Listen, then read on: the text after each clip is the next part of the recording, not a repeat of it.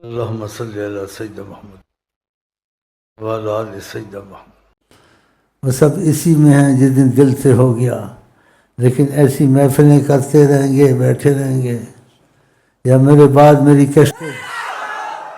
کشتے سنتے رہو گے، تب بھی تمہارا مسئلہ چل جائے گا، کیونکہ تم نسبت رسول میں ہو نا۔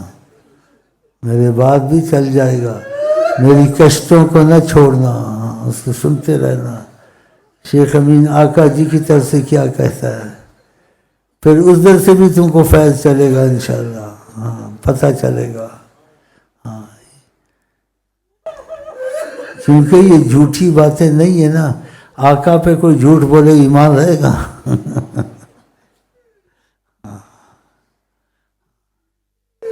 بڑا تم کو فائدہ ہوگا بعد میں بھی انشاءاللہ تعالی۔ ان کشتوں کو سننا ہے، اس پر عمل کرنا ہے، شک نہیں کرنا ہے۔ یہ شیخ امین شک والا آدمی نہیں تھا، وہ سب کو بھول سکتا تھا لیکن آقا کو نہیں بھول سکتا تھا، اور تم کو بھی یہی سکھاتا تھا کہ سب کو بھول جاؤ، آقا کو نہ بھولو۔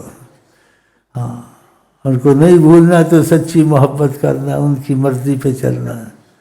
پکا شیعہ سنی بریلوی نہیں بننا، پکا عاشق رسول، نیت پکی۔